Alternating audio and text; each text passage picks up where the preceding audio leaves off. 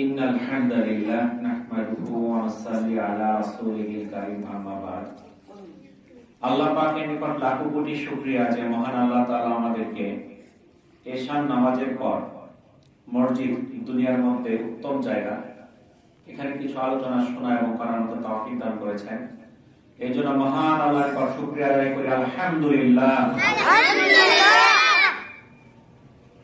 এই যে আমরা আলহামদুলিল্লাহ বললাম, এর বললে ফায়দাটা কি জানো তোমরা?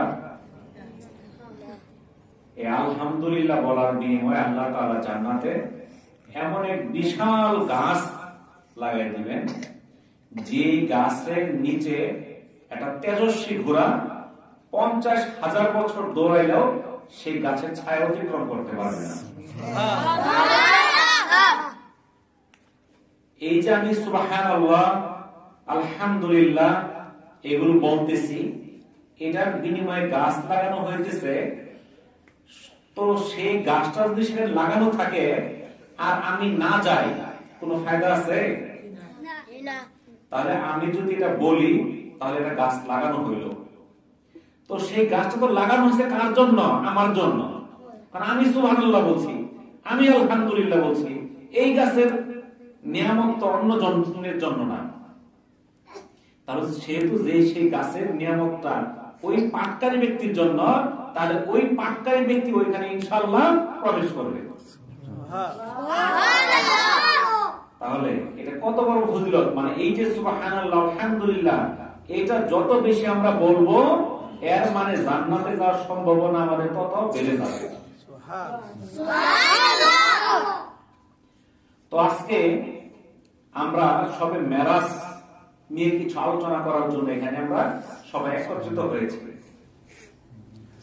এখন বর্তমান যুগ, আমরা সবাই ডিজিটাল যুগ, আমরা সবাই মোবাইল, পত্র পত্রিকা এগুলি নিয়ে আছি। কিন্তু এই যে সবে মেরাজ, এই সবে মেরাজে কিছু আমাদের শিক্ষণীয় আছে কিনা এটা আমরা জানি না, জানার চেষ্টাও করি না। এমনকি কোন দিন সবে মেরাজ এটাও আমরা খোঁজার চেষ্টা করি না।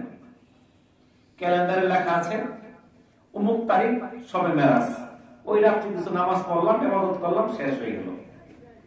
আসলে এটাই সবে মেরাজের তাৎপর্য না। আমি ক্যালেন্ডার দেখে মসজিদে যাবো আর সারা রাত্র নামাজ টামাজ করি না, কিংবা একদিন রোজা রাখলাম, আমার আমল শেষ হয়ে গেল, এটা সবে মেরাজের শিক্ষা না। আমাদের এই সবে মেরাজকে উদ্দেশ্য করে আমাদের সবচেয়ে যে গুরুত্বপূর্ণ কাজটা হবে এই সবে মেরাজের শিক্ষাকে গ্রহণ করা। তো সবে মেরাজ কি, এই সম্বন্ধে আলোচনা করতে গেলে অনেক সময়ের দরকার, কিন্তু আজকে বেশি আলোচনা আমি করতে পারতেছি না। বিশেষ কারণ আমার মামাতো ভাই, আপনারা হয়তো অনেকেই চিনেন, নকলার বিশিষ্ট শিল্পপতি জহিরুল হাসান জুয়েল, তার বড় ভাই ইন্তেকাল করেছেন। আজকে বিকাল 4:30টার সময়, আমি সন্ধ্যার সময় খবর পাইছি। তো আমি এখান থেকে ওই আবার কৃষ্টপুর যাবো, আমার মামার বাড়ি যাব, কালকে সকাল 10টায় জানাজা। তো যার জন্য আলোচনা খুব সংক্ষিপ্ত ভাবে করার চেষ্টা করব। তো আমরা যারা বাইরে আছি, আমরা মেহেরবানি করে ভিতরে চলে আসি। আর যারা বাড়ি থেকে শুনতেছেন, আপনারা মনোযোগ সহকারে শোনার চেষ্টা করবেন। সবে মেরাজ মানে এই না আমি আজকে রাত্রে শুধু নামাজ পড়লাম আর কালকে রোজা রাখলাম, এটাই সবে মেরাজ না। সবে মেরাজ আল্লাহর সাথে রাসূলের সাক্ষাৎ। এই সাক্ষাতে আল্লাহ তাআলা উম্মতে মুহাম্মদের জন্য 3টা পুরস্কার দিবেন, 3টা উপহার দিবেন। সুবহানাল্লাহ। আমরা যখন আত্মীয় বাড়ি যাই, অনেকে দেয় না, উপহার দেয় না, জামা কাপড় কিনা দেয় কিংবা কোনো টাকা পয়সা দেয়, এরকম দেয়। আল্লাহ রাসূল গেছেন আল্লাহর কাছে, আল্লাহ তাআলা 3টা তাকে পুরস্কার দিয়েছেন। 14টা শিক্ষা আছে আর 12টা পাপের কি কি শাস্তি আল্লাহ রাসূল নিজে দেখে আসছেন। আল্লাহ তাআলা তাকে দেখাইছেন জান্নাত জাহান্নাম। তাহলে এইগুলো আমরা সংক্ষেপে শোনার চেষ্টা করব, এটা আমরা মনে রাখার চেষ্টা করব, এবং এটার আমল হবে আমার সারা বছর 365 দিন, শুধু আজকের রাত্র না। আপনি মনে করেন এই শিক্ষাটা আমার আজকের রাত্রের জন্য, তা না। এটা আমার সারা জীবনের জন্য, যতদিন আমি জীবিত আছি ততদিন এই শিক্ষাটা আমার মধ্যে যদি থাকে, তাহলে আমি সবে মেরাজ সম্পর্কে আমি জানলাম এবং সেটাকে আমি গ্রহণ করলাম। তো মেরাজ শব্দের অর্থ সিঁড়ি বা সোপান ধাপ। ইসলামী শরীয়তের ভাষায় রাসূলুল্লাহ সাল্লাল্লাহু আলাইহি ওয়াসাল্লাম মক্কা জীবনের পঞ্চম কিংবা ষষ্ঠ কিংবা সপ্তম তিথিতে 26 রজব দিবাগত রাত্রিতে উম্মে হানি রাদিয়াল্লাহু তাআলা আনহার ঘর থেকে কাবা ঘরে প্রথম পর্বে এই কাবা ঘর থেকে বাইতুল মুকাদ্দাস এবং দ্বিতীয় পর্বে বাইতুল মুকাদ্দাস থেকে রফরফ যুগে একদম আরশে আজিম পর্যন্ত পৌঁছে যান। তো এই যে প্রথম পর্ব যেটা কাবাগর থেকে বাইতুল মুকাদ্দাস পর্যন্ত যে ভ্রমণটা, এই ভ্রমণটাকে বলা হয় ইসরা, আর দ্বিতীয় পর্বটাকে বলা হয় মেরাজ। তো রাসূলুল্লাহ সাল্লাল্লাহু আলাইহি ওয়াসাল্লাম এই যে রাত্রিতে, একটি রাত্রিতেই উনি কাবা থেকে চলে গেলেন বাইতুল মুকাদ্দাস, সেখান থেকে আরশে আজিম। এটা তো একটা অকল্পনীয় বিষয়। আমাদের মধ্যে অনেকে আছে সন্দেহ করে, কেউ মনে করে সবে মেরাজের কাহিনী কল্প কাহিনী, এটা মনে করে কেউ, কারণ তারা ইসলাম সম্পর্কে কিছুই জানে না, মনে করে এটা হুজুররা বানায় বলে। কিন্তু না, এই মেরাজ এখানে কোনো কল্প কাহিনী নেই। পবিত্র কোরআনে আল্লাহ তাআলা ইরশাদ করেন, পবিত্র ও মহিমাময় তিনি যিনি তার বান্দাকে রাত্রিতে ভ্রমণ করিয়েছেন মসজিদুল হারাম থেকে মসজিদুল আকসা, যার পরিবেশ আমি করেছিলাম বরকতময়, তাকে আমার নিদর্শন দেখানোর জন্য তিনি সর্বশ্রোতা সর্বদ্রষ্টা। এই কথা কোথায় বললেন? পবিত্র কোরআনে। আল কোরআনের যে বাণীগুলো আছে, এখানে কোনো সন্দেহ আছে? কোনো সন্দেহ নাই। তাহলে পবিত্র কোরআনে আল্লাহ তাআলা এই সম্পর্কে বলে দিলেন। তো যখন মেরাজ থেকে আল্লাহ রাসূল মক্কাতে ফিরে আসলেন, আসার পর এই মেরাজের ঘটনা যখন উনি বর্ণনা করতে থাকলেন, তখন এই বর্ণনা শুনে বিভিন্ন কাফিররা হাসি ঠাট্টা শুরু করলো। তারা বলল যে মক্কা থেকে সেই বাইতুল মুকাদ্দাস যাইতে যেখানে কমপক্ষে 7 দিন লাগে, আর সে এক রাত্রিতে সেখানে গেছে, আবার ওইখান থেকে চলে গেছে আরশে আজিম। এটা তো অবান্তর কথা, কিন্তু কেউ বিশ্বাস করবে না। আমরা তো বিশ্বাস করি না, পাগলেও বিশ্বাস করবে না। তখন তারা চিন্তা করলো, আচ্ছা দেখি হযরত মুহাম্মদ সাল্লাল্লাহু আলাইহি সাল্লামের একজন বন্ধু আছে, নাম হলো আবু বকর। সে তো ওনার সব কথাই বিশ্বাস করে, দেখি এই কথাটা বিশ্বাস করে কিনা। আমার মনে হইতেছে এই ঘটনাটা সেও বিশ্বাস করবে না, এটা তো একদম অবাস্তব। এক রাতে কেমনে যাব এই মক্কা থেকে বাইতুল মুকাদ্দাস? তো আবু বকর তখন ইতিমধ্যে সেদিকে যাইতেছিল। তখন তাকে বলছে, হে আবু বকর, তোমার বন্ধু তো বলতেছে সে নাকি এক রাত্রে কই গেছে গা, কাবা ঘর থেকে বাইতুল মুকাদ্দাস চলে গেছে। শুধু সেখানেই গেছে না, ওইখান থেকে আল্লাহর সঙ্গে দেখা করছে। এটা কি সম্ভব নাকি? এটা কি তুমি বিশ্বাস করো? তখন আবু বকর বলতেছে, এটা যদি আল্লাহ রাসূল বলে থাকে তাহলে এর মধ্যে কোনো সন্দেহ নাই, আমি এতে শতভাগ বিশ্বাসী। সুবহানাল্লাহ। কাফেরদের মুখটা ছোট হয়ে গেল, মনে করছিল যে এই কথা বিশ্বাস করবে না। কিন্তু আবু বকর নিঃসন্দেহে এটা কি করে দিল, স্বীকার করে নিল এটা সত্য। এরপরে আল্লাহ রাসূল সাল্লাল্লাহু আলাইহি সাল্লাম ওনার উপাধি দিলেন সিদ্দিক। ওনার নাম কিন্তু এর আগে সিদ্দিক উপাধি ছিল না। যখন এই ঘোষণা তিনি স্বীকার করলেন, আল্লাহ রাসূল তার উপাধি দিয়ে দিলেন সিদ্দিক, মহাসত্যবাদী। সুবহানাল্লাহ। তাহলে এই যে কত বড় বিশ্বাস ছিল, যেই বিশ্বাসের দরুন ওনার মনের মধ্যে কোনো সন্দেহ ছিল না। আল্লাহ তাআলা আল্লাহ রাসূলকে মুখ দিয়ে যা বলান সেগুলো আল্লাহর নির্দেশের কথার বাইরে কিছু না। আল্লাহ রাসূল সাল্লাল্লাহু আলাইহি সাল্লাম কাবা থেকে বাইতুল মুকাদ্দাস গেছেন বুরাক নামক একটা বাহন দিয়ে, আর সেখান থেকে গেছেন বাইতুল মুকাদ্দাস থেকে আরশে আজিম পর্যন্ত রফরফ নামক একজন বাহন দিয়ে। তো আল্লাহ রাসূল সাল্লাল্লাহু আলাইহি সাল্লাম প্রত্যেকটা আসমান পার হন এবং প্রত্যেকটা আসমানে এই বিভিন্ন নবীদের সাথে সাক্ষাৎ হয়। প্রথম আসমানে সাক্ষাৎ হয় হযরত আদম আলাইহিস সালামের সাথে, দ্বিতীয় আসমানে হযরত ঈসা এবং হযরত ইয়াহইয়া আলাইহিস সালামের সাথে, তৃতীয় আসমানে দেখা হয় হযরত ইউসুফ আলাইহিস সালামের সাথে, চতুর্থ আসমানে দেখা হয় হযরত ইদ্রিস আলাইহিস সালামের সাথে, পঞ্চম আসমানে দেখা হয় হযরত হারুন আলাইহিস সালামের সাথে, ষষ্ঠ আসমানে দেখা হয় হযরত মূসা আলাইহিস সালামের সাথে এবং সপ্তম আসমানে দেখা হয় হযরত ইব্রাহিম আলাইহিস সালামের সাথে। সপ্তম আসমানে রয়েছে বাইতুল মামুর, সেটা হলো ফেরেশতাদের ইবাদতের জায়গা। আমরা ইবাদত করি কোথায়? মসজিদে। ফেরেশতারা করে কোথায়? বাইতুল মামুর। সেটা এমন একটা জায়গা যেখানে প্রতিদিন 70,000 ফেরেশতা ইবাদতের জন্য প্রবেশ করে। কয়জন? প্রতিদিন 70,000 জন। মনে থাকবো কয়জন? 70,000 জন সেই ঘরে প্রবেশ করে। যেই ফেরেশতা একবার প্রবেশ করেছে কিয়ামতের আগে দ্বিতীয়বার প্রবেশ করতে পারবে না। এই পৃথিবীর বয়স কত শত কোটি বছর হিসাব করেন, প্রত্যেকদিন 70,000 ফেরেশতা সেখানে ইবাদত করতেছে। তাহলে কত হাজার কোটি, কোন ক্যালকুলেটর ধরবে না, এই পরিমাণ হলো আল্লাহ তাআলার ফেরেশতা।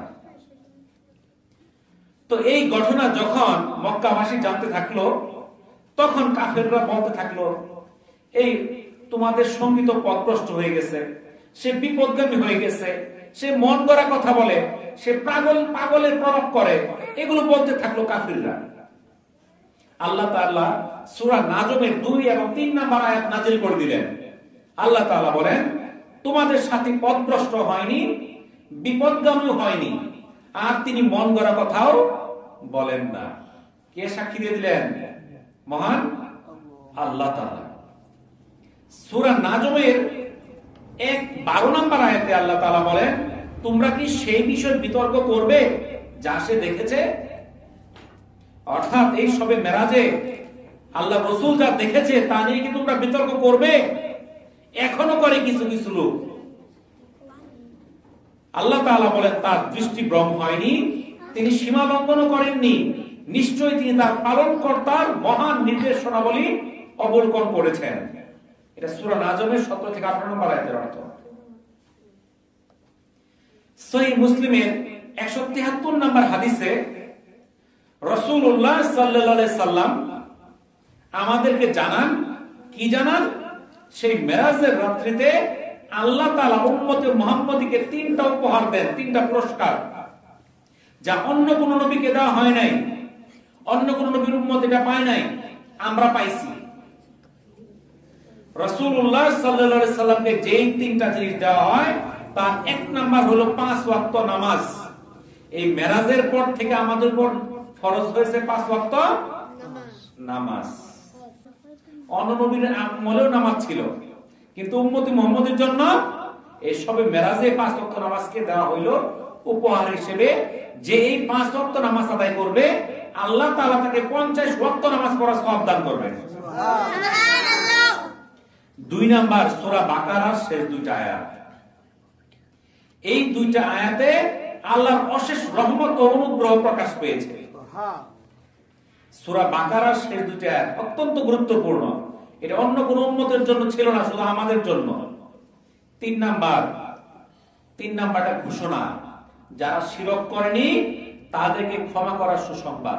সুবহান। যারা আল্লাহ শিরক করবে না আল্লাহ তাআলা তাদেরকে ক্ষমা করে দিবেন। সুবহানাল্লাহ। এখন আমরা যে শিরক করি হিসাব ছাড়া,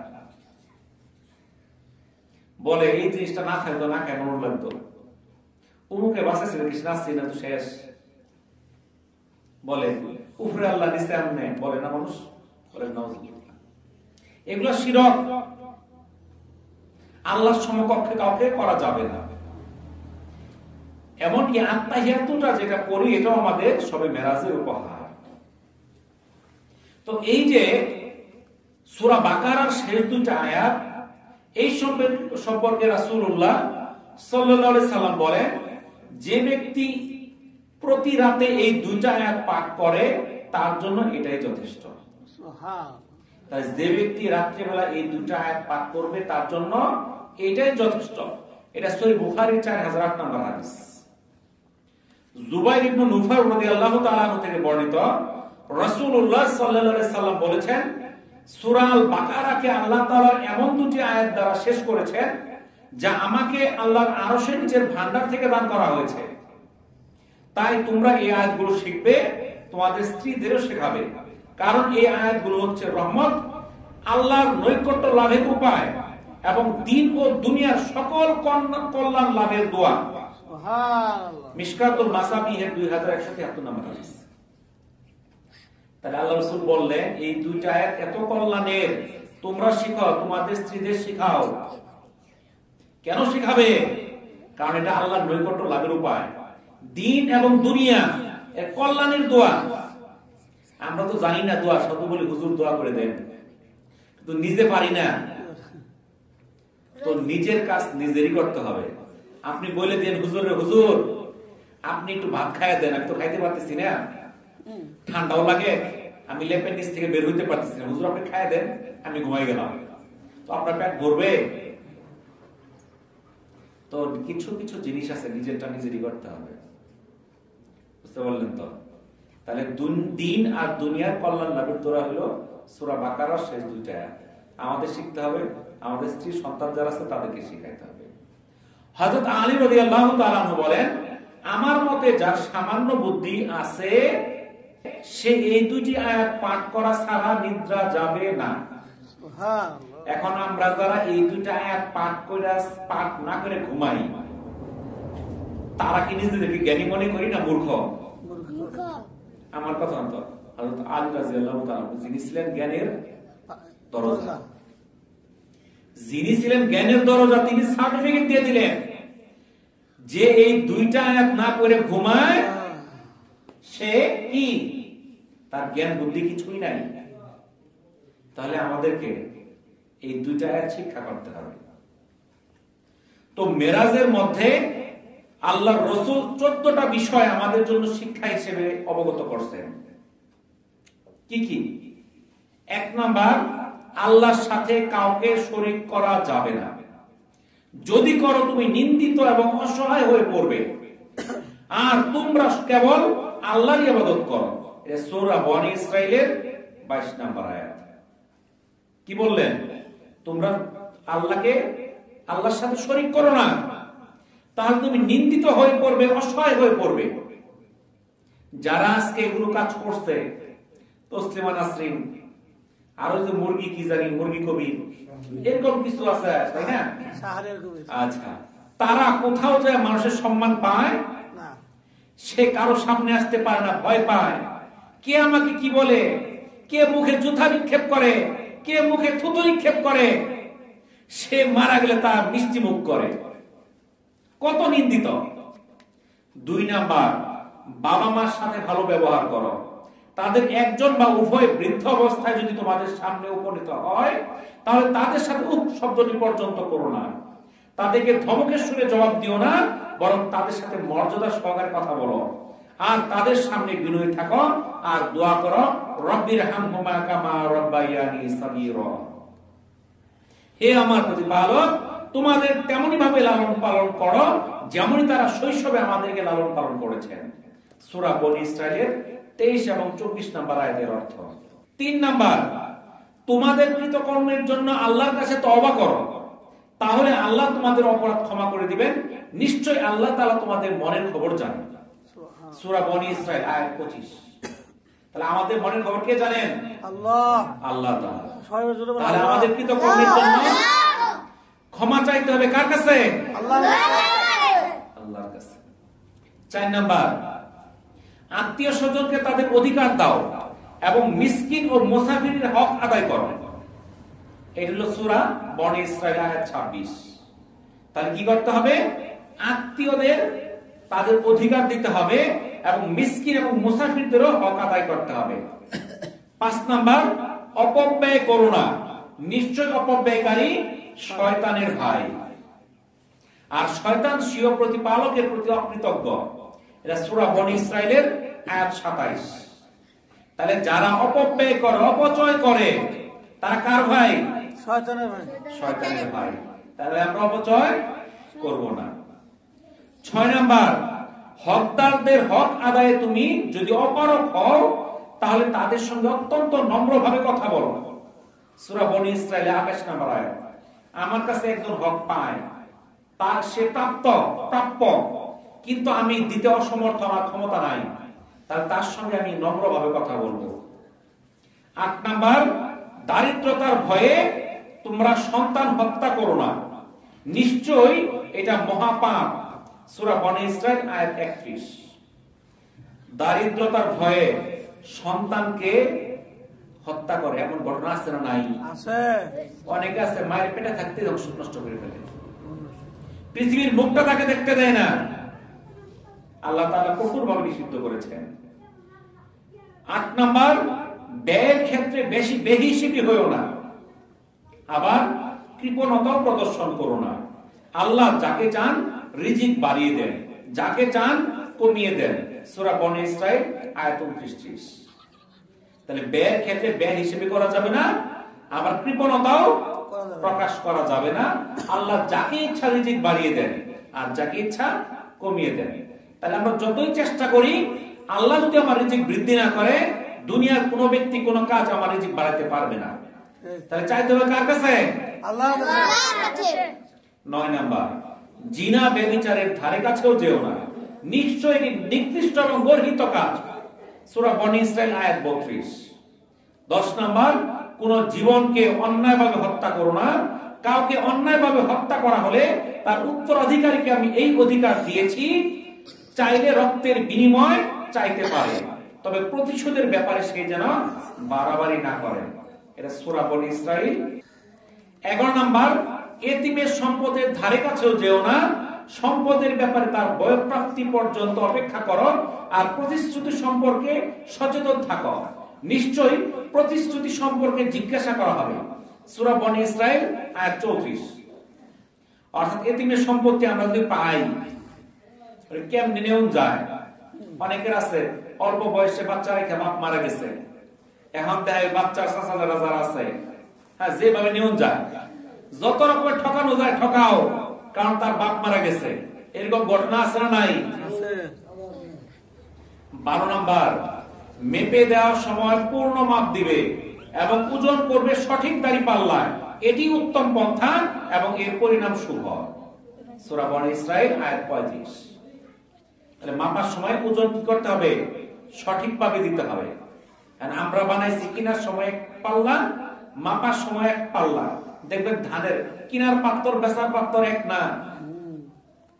যখন বেচছেন 82-83 কেজি, যখন ওই বেচতেছে তখন 80 কেজি। এরপরে কত মাপ যুগে হেরফের তো আছে, হিসাব নাই। আপনাদের এলাকায় প্রচুর বাগুন হয়, যখন বেগুন কিনে তখন 1 সের জায়গা 1.5 সের নিতেছে, বেচার সময় কিন্তু সে 1.5 সের দিতেছে না। 13 নাম্বার, যে বিষয়ে তোমার জ্ঞান নেই সেগুলোর পিছনে লেগো না, নিশ্চয়ই চোখ কান অন্তর সবকিছুই জিজ্ঞাসিত হবে। সূরা বনী ইসরাইল আয়াত 36। 14 নাম্বার, জমিনে দম্ভ করে চলো না, তুমি তো কখনো জমিনে ফাটল ধরাতে পারবে না, এবং উচ্চতায় কখনো পাহাড়কেও অতিক্রম করতে পারবে না বা পাহাড়ের সমান হতে পারবে না। সূরা বনী ইসরাইল আয়াত 37। তোমার কেন এত অহংকার? তোমার এতই অহংকার, তুমি মাটিকে ফালটা করে ফেলো, চিরে ফেলো, এত ক্ষমতা তোমার। তুমি এত ক্ষমতা, পাহাড়কে অতিক্রম করো, পাহাড়ের সমান হয়ে যাও, তাও তো পারো না, তার কিসের ক্ষমতা তোমার? এই যে 14টা শিক্ষা, এই 14টা উপদেশ, এই সবে মেরাজের মানতে হবে। যদি মানি তাহলে সবে মেরাজ আমার ঠিক আছে। তাহলে 3টা উপহার আমার গ্রহণ করতে হবে, এই 14টা শিক্ষা আমার জানতে হবে, মানতে হবে। আর আছে 12টা পাপের শাস্তি। আল্লাহ রাসূলকে আল্লাহ তাআলা জাহান্নাম দেখাইছে, যে জাহান্নাম এই শাস্তিগুলো দেওয়া হবে, তুমি দেখা যাও, এগুলো তোমার উম্মতকে জানাই দিবা, যেন তোমার উম্মত সতর্ক হয়ে যায়। তাহলে সেটা আল্লাহ রাসূলকে জানাইছে, আল্লাহ রাসূল সাহাবীদেরকে জানাইছে, সাহাবীরা তাবেঈকে জানাইছে, তাবেঈরা তাবেঈকে জানাইছে। এইভাবে আলেম ওলামাদের মাধ্যমে আমরা আজকে শুনতেছি, বলতেছি। তাহলে সেগুলো আমাদের জানতে হবে না? কি কি শাস্তি দেখছেন? এক নাম্বার বেনামাজির শাস্তি, যারা নামাজ পড়ে না। আছে আমাদের মধ্যে? আছে। তাদেরকে বড় বড় পাথর তাদের মাথায় আঘাত করা হবে, নাউজুবিল্লাহ। তাদের মাথা ছিন্ন ভিন্ন হয়ে যাবে, আবার পুনরায় ভালো হয়ে যাবে, আবার আঘাত করবে। এটা হলো বেনামাজির শাস্তি, নাউজুবিল্লাহ। তাহলে আমরা কি নামাজ 5 ওয়াক্ত পড়বো তো ইনশাআল্লাহ? ইনশাআল্লাহ, ইনশাআল্লাহ। 2 নাম্বার শাস্তি দেখেন যাকাত না দেওয়া। আমাদের দেশে অনেকেই আছে কি করে, অনেক টাকার মালিক, তারপর যাকাত খরচ কিন্তু যাকাত দেয় না। তাদের শাস্তি কি? তাদের সম্মুখে পশ্চাতে পাওনাদাররা থাকবে, তাদেরকে পশুবৎ চড়াবে এবং নোংরা আবর্জনা, ময়লা, পুঁজ এবং কাঁটাযুক্ত 18 বিষাক্ত ফল খাবে, জাহান্নামের উত্তপ্ত পাথর ভক্ষণ করবে। কত শাস্তি! যাকাত যদি না দেয়, গরু ছাগল যখন দৌড়াদৌড়ি করে, যখন অনেক গরু আমরা দেখি যে টিভির মধ্যে দেখি, ওই যে এনিম্যাল প্ল্যানেটের মধ্যে, জিওগ্রাফি চ্যানেলের মধ্যে হাজার হাজার গরু, বন গরু দৌড়াইতেছে, ওইটার নিচে যদি একটা মানুষ পড়ে তার কি হবে চিন্তা করে দেখেন। ওই অবস্থাটা হবে জাহান্নামে, কিন্তু সেখানে মরবে না, তার মৃত্যুকে ধ্বংস করে দেওয়া হবে। তার মৃত্যু হবে না, সে চাইবে আমি মারা যায়, কিন্তু সে মরবে না। তাকে পশুবৎ চড়ানো হবে, নোংরা আবর্জনা, ময়লা, পুঁজ, কাঁটাযুক্ত 18 ফল তাকে খাওয়ানো হবে, জাহান্নামের উত্তপ্ত পাথর তাকে খাওয়ানো হবে। কি কষ্ট হবে চিন্তা করে দেখেন। যারা চুগলখড়ি করে, আমাদের দেশে কিছু লোক আছে কি করে, এরা একজন আরেকজনের বিরুদ্ধে কথা লাগায় শত্রুতা সৃষ্টি করে, ঝগড়া বাঁধায় দেয়। এরা হলো চুগলখোর। তাদের শাস্তি কি? তাদের 500 দেশ থেকে গোশত কেটে তাদেরকে খাওয়ানো হচ্ছে, আর বলা হচ্ছে যেভাবে তোমরা তোমার ভাইয়ের গোশত কেটে এভাবে ভক্ষণ করো। তাহলে চুগলখড়ি করা যাবে না। গীবতকারীদের শাস্তি, তাদের অগ্নিময় লোহার নখর দিয়ে তারা তাদের চেহারা এবং বক্ষ বিদীর্ণ করছে। বললেন, হে জিবরাইল আলাইহিস সালাম, এরা কারা? তিনি বললেন, এরা হলো সেই সব লোক যারা পশ্চাতে মানুষের গোশত খেত, আড়ালে সমালোচনা করত। আমাদের মধ্যে আছে না, একজন আরেকজনের সমালোচনা করে, অমুক ছেলেটা ভালো না, অমুকের মেয়েটা ভালো না, অমুক লোকটা ভালো না, এরকম সমালোচনা করে না? তাদের জাহান্নামে কি শাস্তি হবে? তাদের নখগুলো থাকবে কিসের? লোহার। এদের বক্ষকে খামচাবে, চেহারার মধ্যে খামচাবে। এরা হলো, এইটা হলো গীবতকারীর শাস্তি। এরপর আল্লাহ রাসূল দেখলেন সুদ খায় যারা, সুদখোরদের শাস্তি। এই এলাকায় আছে কিনা বলেন? আছে? সুদখোর আছে? সুদখোর যারা আছেন শুনে রাখেন, মাইকের শব্দ অনেক দূর পর্যন্ত যাইতেছে, তারা মসজিদে আসতে ভয় পাইতেছেন, কথা শুনতে ভয় পাইতেছেন, কিন্তু জাহান্নামে যখন শাস্তি পাবেন তখন কিন্তু বাঁচার কোনো উপায় থাকবে না। সুদখোরদের বড় বড় পেট হবে, যার কারণে তাদের অবস্থান থেকে তারা নড়াচড়া করতে পারবে না, তাদেরকে আগুনের মধ্যে প্রবেশ করানো হবে। নাউজুবিল্লাহ, নাউজুবিল্লাহ। এগুলো সুদখোরের শাস্তি।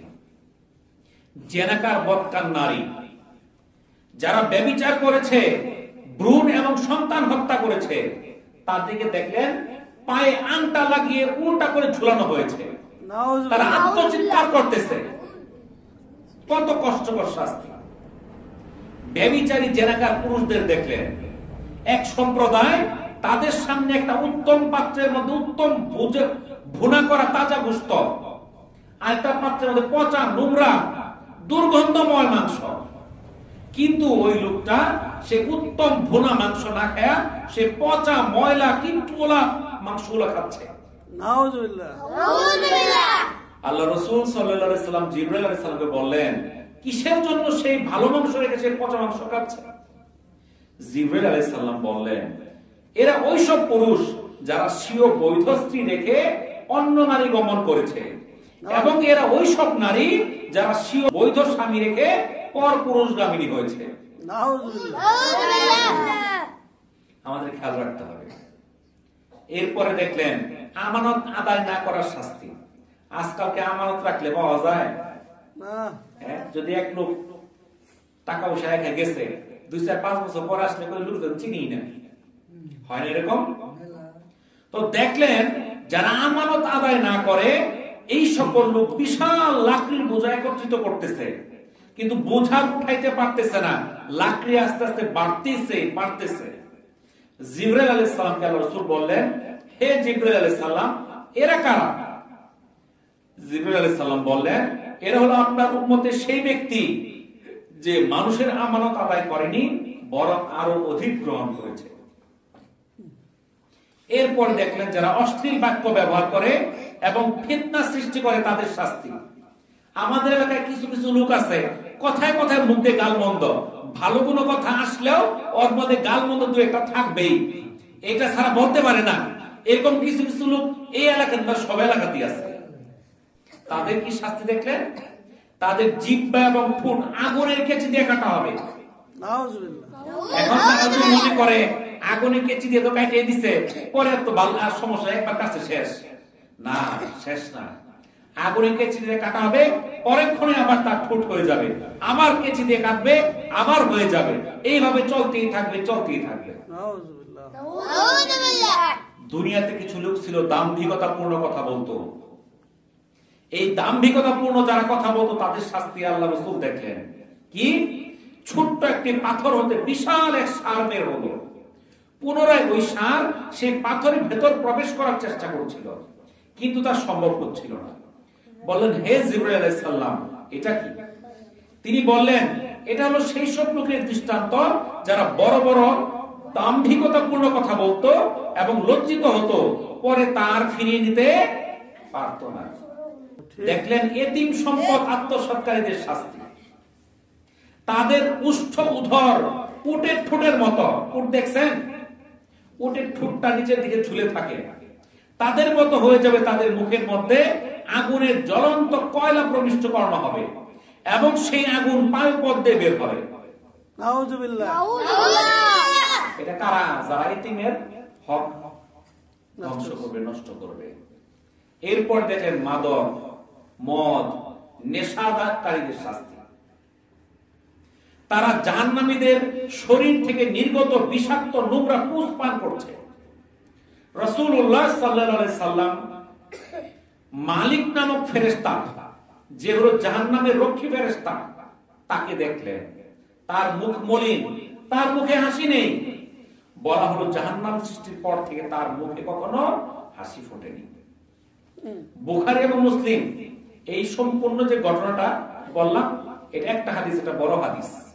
এই যে 12টা যে শাস্তির বর্ণনা একটা হাদিসে আসছে, বুখারী এবং মুসলিম মুত্তাফাকুন আলাইহি, দুইটা সহিহ কিতাব।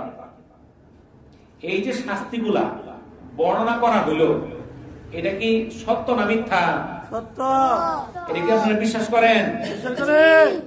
আচ্ছা, যারা বিশ্বাস করে তারা কি এই কাজগুলো করতে পারে? না।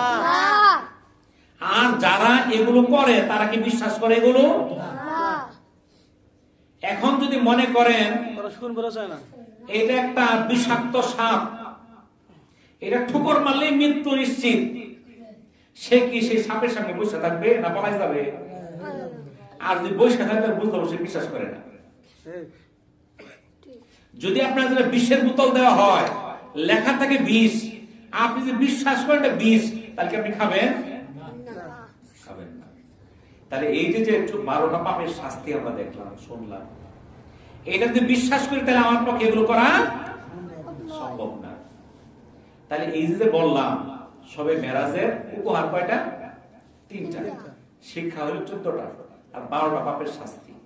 এটা আমি মানতে হবে সারা জীবন। শুধু আজকে রাত্রে আমি শুনলাম, সারা রাত্র 10-20 টাকা নামাজ পড়লাম, কালকের দিন রোজা রাখলাম, এটার মাধ্যমে এই সবে মেরাজ না। এই সবে মেরাজ আল্লাহ তাআলা উম্মতে মুহাম্মদের জন্য, জীবন পরিচালনার জন্য আল্লাহ রাসূলকে নিজে সরাসরি সাক্ষাৎ করে কথাটা বলেছেন। আপনারা দেখবেন দুনিয়ার মধ্যে আমরা যে কথাবার্তাগুলো বলি, অনেক কথা ব্যক্তি দিয়ে বলি। ধরেন বাংলাদেশের প্রধানমন্ত্রী কথা বলবে আমেরিকার প্রধানমন্ত্রীর সঙ্গে, মোবাইলে কি কথা বলা যায় না? ব্যক্তি পাঠাই দেওয়া কথা বলা যায় না? কিন্তু এরপরে মাঝে মধ্যে কিন্তু সরাসরি সাক্ষাতে কথা হয়। তাই ওটা গুরুত্বপূর্ণ কথা। আল্লাহ রাসূল, আল্লাহ তাআলাকে ওহী পাঠাইছেন, আল্লাহ রাসূলকে ওহী পাঠাইছেন জিবরাইল আলাইহিস সালাম দিয়া। কে নিয়ে আসতে বার্তাটা? জিবরাইল আলাইহিস সালাম। আর এই কথাগুলো আল্লাহ তাআলা তাকে স্বয়ং ডাইকা নিয়া সামনে মুখোমুখি, কতটুক দূরত্ব? হাদিসে আসছে এক ধনুক পরিমাণ, এতটুক সামনে বসায়া এই কথাগুলো বলছেন। তাহলে গুরুত্ব কি বেশি না কম? তাহলে গুরুত্ব থেকে আমরা যেগুলো শিখলাম এটা মনে রাখতে হবে এবং এটা আমাকে মানতে হবে। তাহলে আমি জিজ্ঞাসা করি, আজকে ছাত্রদের মধ্যে যে বলতে পারবে তাকে পুরস্কার দিব। এই সবে মেরাজের রাত্রিতে আল্লাহ তাআলা উম্মতে মুহাম্মাদের জন্য 3টা পুরস্কার দিয়েছে, যেটা অন্য কোন উম্মতকে দেওয়া হয় নাই, অন্য কোন নবীকে দেওয়া হয় নাই। এই 3টা পুরস্কার কি? কে বলতে পারবা? হাত তোলো।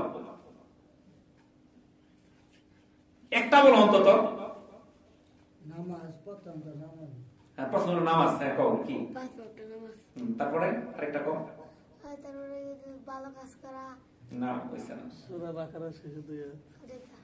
তো 1 নাম্বার হলো 5 ওয়াক্ত নামাজ, 2 নাম্বার সূরা বাকারা শেষ 2টা আয়াত, 3 নাম্বার শিরক না করলে আল্লাহ তাআলা আমাদের গুনাহকে maaf করে দিবেন।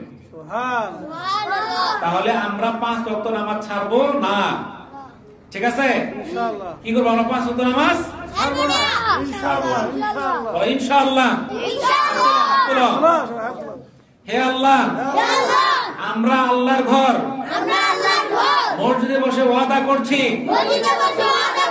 আমরা 5 ওয়াক্ত নামাজ ছাড়বো না।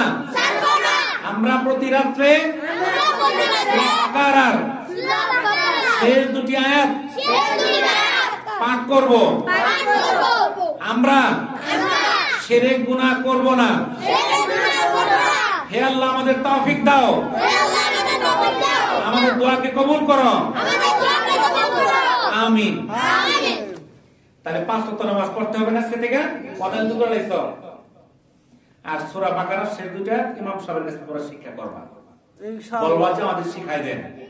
তোমরা কত বড় বড় রচনা শিখে গেল, 2 পৃষ্ঠা 3 পৃষ্ঠা রচনা, ভাব সম্প্রসারণ, অ্যাপ্লিকেশন, ইংরেজি, কত কিছু শেখা হয়। ইংরেজি শিখো, আর এটা তো মাত্র 2টা আয়াত। কেন পারবা না? কৃষি কাজ শিখলাম, কেমনে ধান ফলাইতে হয় শিখলাম, কেমনে বীজ দেওয়া লাগে শিখলাম, কোন মাসে লাগাইতে হয় কাটতে হয় সব শিখলাম। আমি সূরা বাকারা 2টা আয়াত শিখতে পারলাম না, হিসাব দিতে পারবেন নাকি? তাহলে আমাদের শিখতে হবে। তো আমরা যে আলোচনাগুলো করলাম, আল্লাহ তাআলা আমাদেরকে আমল করার তৌফিক দান করুন, আমিন। তো আমি আপনাদের কাছে বিদায় নিতেছি, আপনাদের কাছে দোয়া চাই আল্লাহ তাআলা যেন আমাকে maaf করেন এবং যে ওয়াদা করলাম এই ওয়াদা যেন আল্লাহ তাআলা আমাকে পালন করার তৌফিক দান করেন, আমিন। আল্লাহ তাআলা যেন আমাকে যতদিন আল্লাহ তাআলা হায়াত দিয়েছে ততদিন সুস্থতার সঙ্গে দ্বীনের খেদমত করার তৌফিক দান করেন, আমিন। ওয়া আখিরু দাওয়ানা আলহামদুলিল্লাহি রাব্বিল আলামিন। আসসালামু আলাইকুম ওয়া রাহমাতুল্লাহি ওয়া বারাকাতুহু।